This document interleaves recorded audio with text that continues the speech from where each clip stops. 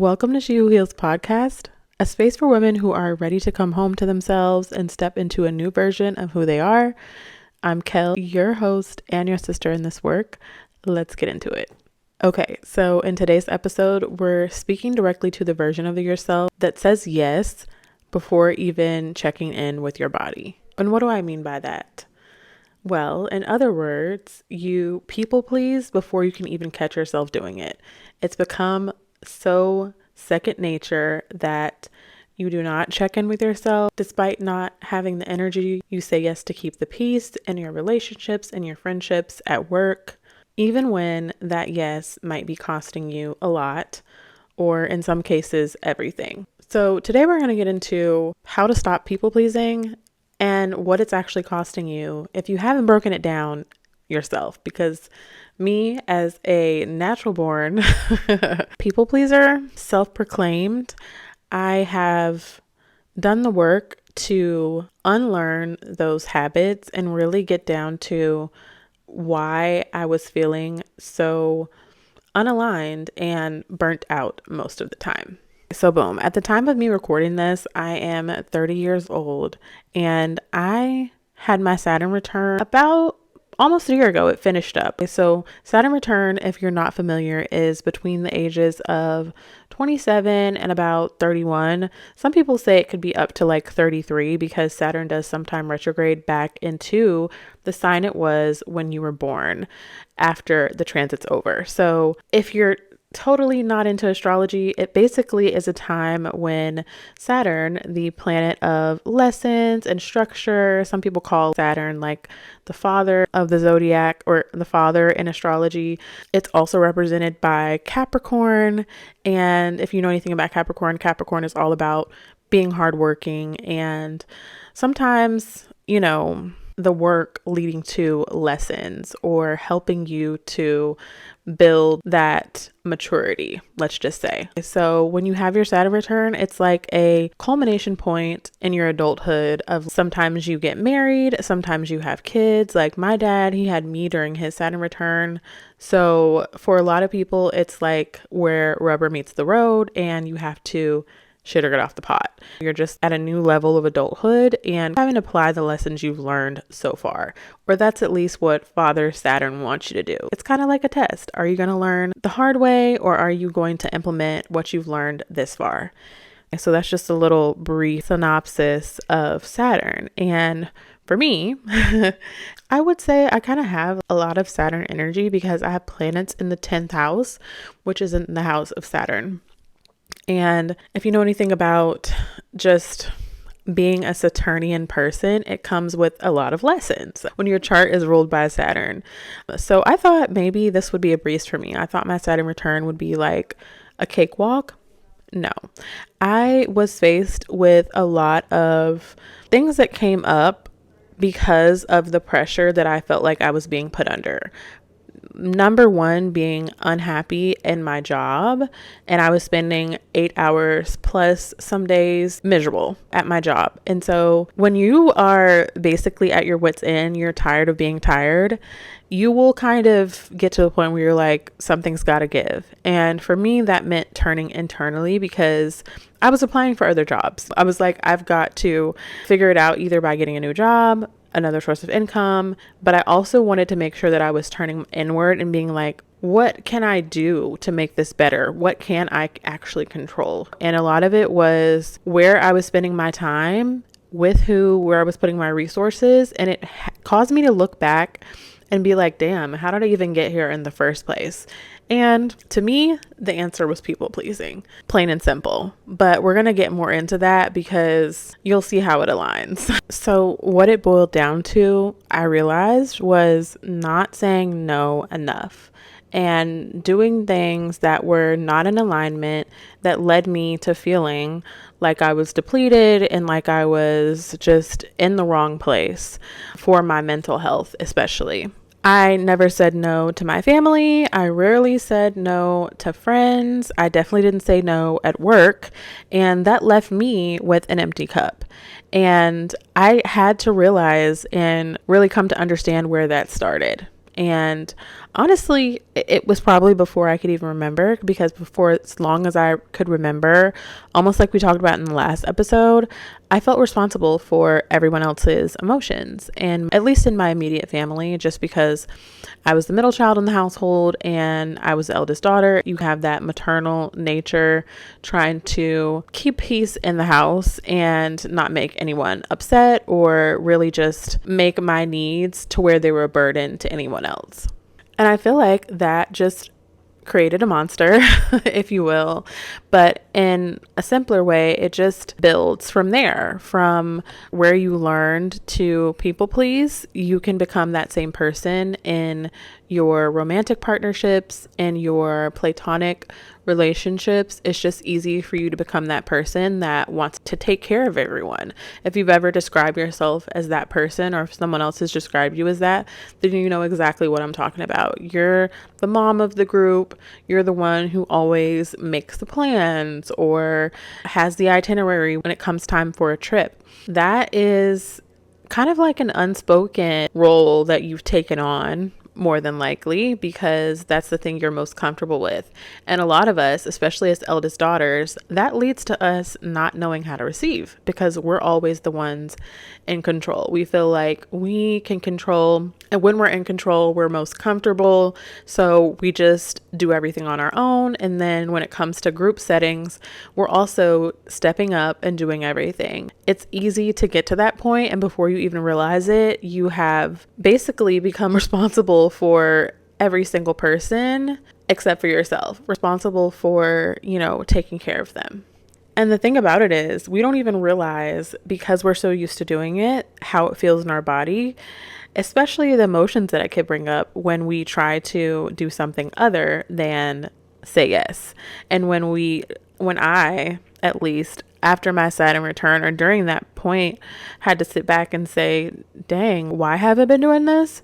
And a lot of it was because of guilt, because of that feeling that comes up when you realize you don't want to do something, but you're kind of scared to tell the person that you don't want to do it, because you've, again, always been that person. You don't know that muscle of saying no is not strong.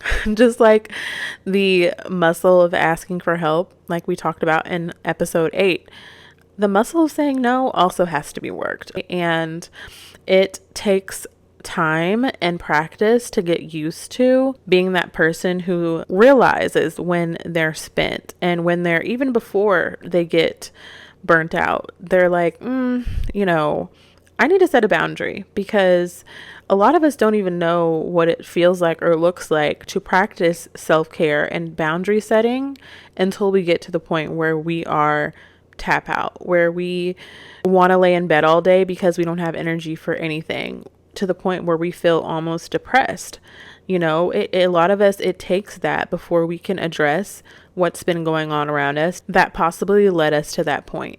And a lot of it is because we are on autopilot. I feel like that was me for a long time in my 20s. I just went from high school to enrolling in college. First of all, I went to a school or university for a semester, and it just didn't work out, because I think that I had people please my way there, just because I did have interest in the school. But once I didn't get into the music school at Georgia State like I'd wanted to, I know that I still had to stick it out, go to college, even though I probably could have stopped then and said, well, what else would I want to do, instead of what my family expects me to do and everyone else around me, or what my friends are doing going to college. Sometimes I wish I would have took a second and said, what does Kelly want to do, instead of what everyone else wants to. And being in that autopilot mode, you ignore your emotions a lot of the times until they become unbearable. The only reason that I transferred to North Carolina at UNC Charlotte after that first semester in Atlanta was because I developed anxiety that was almost crippling. I felt really homesick, and I would spend a lot of my time crying. I didn't know why I was crying, but I was out of my comfort zone, for one. And it was the first time that I could really think about myself without the weight of having to, be there as Kelly, the sister, the daughter, right? Like, this is my first time out of my house on my own. And I feel like so much was coming up for me that I didn't really have a name for it. I did get on anxiety medication for general anxiety, but there was so much more than that. And in the years to come, I would discover that most of what I was feeling was because of people pleasing and because I was ignoring some of my true feelings. Now, yes, I wanted to be in Atlanta because that's what I thought I wanted, but I'm glad that I was at least able to make the decision at 18, 19 years old to switch places to some place that felt a little more familiar and a little less city, because I thought Columbia, which is where I'm from, was enough of, suburbs to really prepare me, but no, it wasn't. So there was nothing wrong with making a choice to switch colleges, but I also feel like that was a little bit of people pleasing, and I could have just taken that next semester to go back home and maybe regroup, but I didn't. I stayed in school, and yeah, also was, something that I think back on, like, I don't know what would have happened if I would have taken that semester off or maybe even not stayed in school. And I know a lot of us, especially if we grew up maybe in the South or just with really involved parents, we feel like we want to take the path that's safest, the path that will lead to our parents saying the least. And I think a lot of us don't even realize how much that is just ingrained in us with our families, that we need to make them proud. So much so that we sometimes ignore what would make us the happiest. I think a lot of young adults sacrifice their happiness because they know that their family might want them to be a doctor or go to school to be a teacher. And for me, that was a lot of what my family did. I grew up in a family of teachers on my mom's side, but I went that path, or tried to, and realized quickly that it was not for me. Again, I'm glad that I did have the self-awareness to realize that my nervous system was not sitting well with being a teacher. And so that's what I mean by checking in with your body. When you're on autopilot, you don't understand that your body will give you signals before you burn out in just the small ways, in the butterflies in your stomach, or the just tightness in your chest, or just a simple feeling of uncomfortability. It'll take you literally doing sometimes a body scan to figure out where the feeling is coming from when you have to tell someone no, or when you're nervous to do something, because at the end of the day, we only have one life to live. So if we do feel anxious about something, maybe it should be because we're nervous to be courageous, instead of because we don't want to let someone else down, right? If we really look at it that way and understand that we have the choice to make our life, or we have the power to make our own life decisions for ourselves, it becomes a whole different world at that point, when you can say, dang, I really need to change that lens of how I'm living my life to make sure that I'm putting myself first, instead of maybe the expectations my family has for me, even since I was, a child. It's easy for that to happen with family a lot of times. And we just repeat the things that our parents have done, or we get a job that they expect us to get, or that will not cause a rift in the family. Even when it comes to politically, I see a lot of people struggling with that today online, because there's so many people who have changed their beliefs, especially in the past 10 years, when it comes to who they believe in, what party they agree with. And I think that that's a strong thing to do, especially when you're raised in a family that does the opposite. I'm not saying, at all that people pleasing and unlearning that habit of people pleasing is easy, because it's not. You will have to train your mind to feel okay with disappointing others, and maybe even being the villain in someone's story. But it's all for self-preservation and self-honor, because at the end of the day, again, your life is for you to live and to experience the best of what you desire, and not what other people want for you. So the other thing that I want to mention is just how I feel like people pleasing can also stifle your creativity. And if you look at social media every day, you'll see a lot of the same thing, right? And I think that part of the reason is because we tend to look at our neighbors and our peers, because we're not to decide what to do with our lives because we're not used to deciding for ourselves. And I think that instead of going back to what we like to do as children or finding our own form of creativity, it's safer and it's easier to look to other people to see what they're doing, right? But I think that speaks to people pleasing in that we have to learn to trust ourselves again when we're unlearning people pleasing. And part of that is exploring what you want to do with your life and being curious. And that leads to more creativity because it's coming from you. It's not that you're looking at the next person to see what has worked for them. It's more of you taking on your own ideas of what you desire, what you want to create with your life. And if you've never seen it before, you're even more willing to go for it because it's going to make you happy. And I think we could certainly use a lot more of that these days. And even young kids feeling like they have to succumb to peer pressure and be in gangs, get into trouble. If they saw more adults who chose for themselves and took a different path, then maybe they would even be inspired to do the same. I feel like it just takes one person, one small step for us. And I don't want to put all the pressure on millennials, but I feel like things are kind of in our hands because we are that generation who understand healing in a way that generations before us didn't. We are okay with therapy. We're okay with being medicated. We're okay with talking about our childhood and addressing our traumas. So we can also be the ones to dismantle the people pleasing that's passed down, I feel like, generationally and culturally.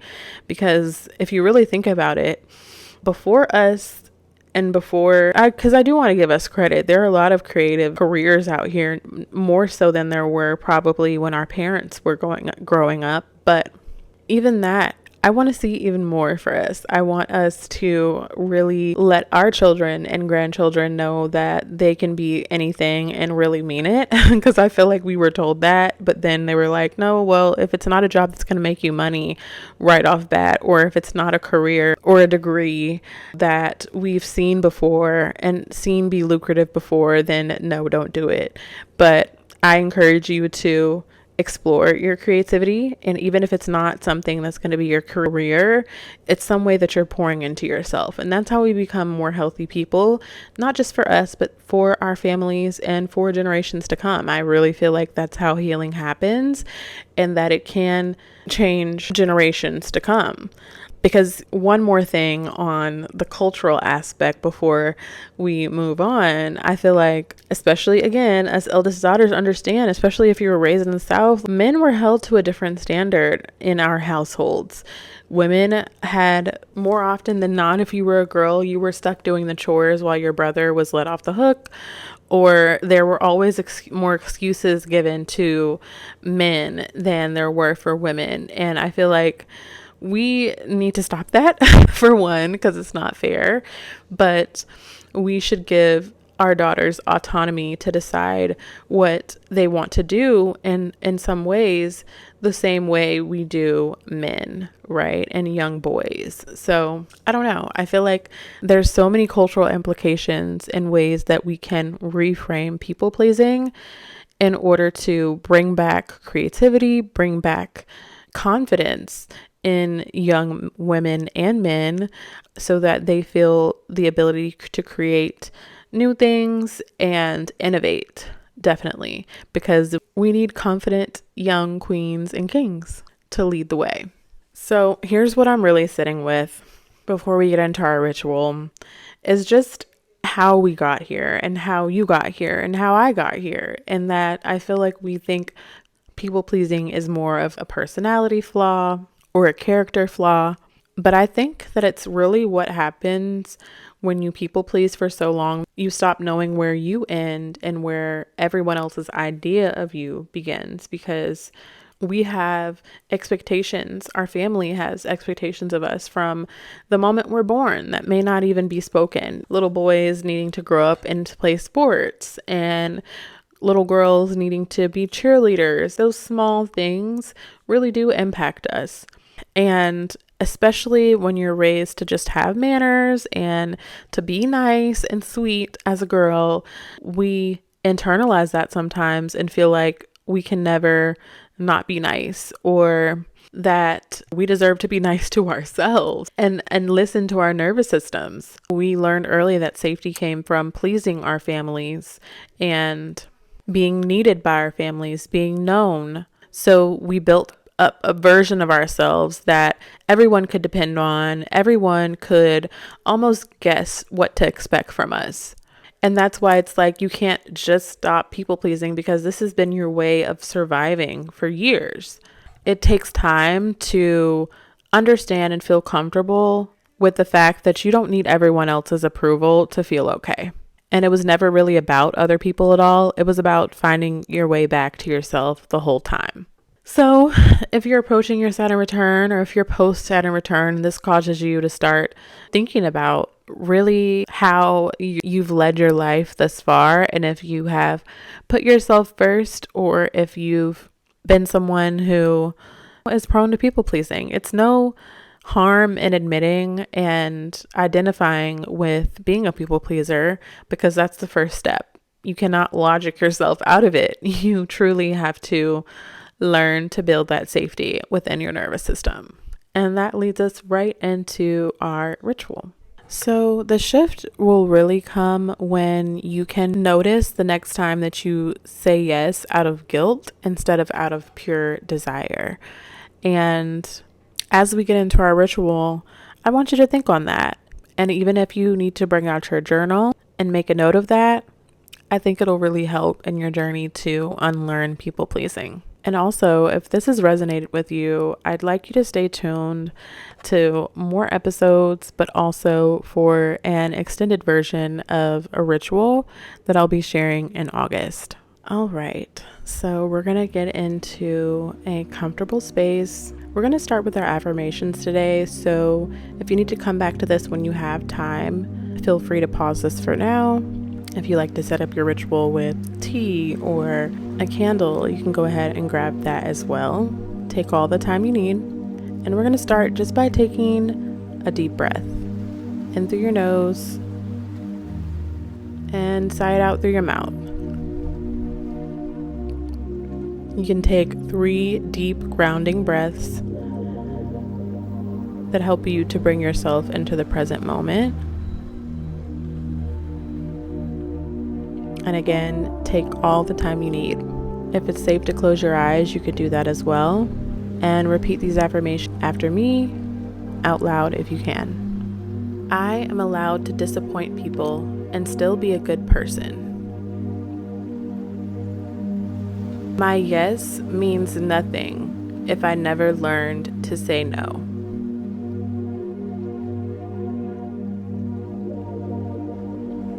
I am learning where I begin and where everyone else ends. My yes is most meaningful when it comes from truth and not obligation. Guilt does not mean I have done something wrong. Sometimes it means I'm doing something new. I honor my body's wisdom before I answer anyone else's expectations. Every time I choose myself with love, I make space for a more authentic life. All right, and we're going to move right into our journal prompts. So if you need to pause here or anywhere throughout this segment, feel free. Make sure you're centered and grounded. And as always, if anything comes up that you feel needs to be released, write that down, and at the end of the ritual, you can dispose of it either by ripping the paper or burning it if that's safe, but give yourself the space you need to deal with what comes up. All right. So prompt number 1, where in your life are you performing okay instead of being honest? Whose approval have you been chasing the longest, and what would it cost you to stop? If you weren't afraid of anyone's reaction, what would you say no to this week? All right, and to close the ritual, I just ask that you take another 3 deep and grounding breaths. In through your nose and breathe out through your mouth.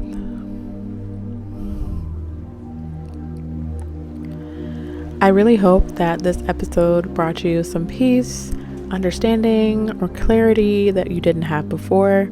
And please feel free to come back to this ritual as needed.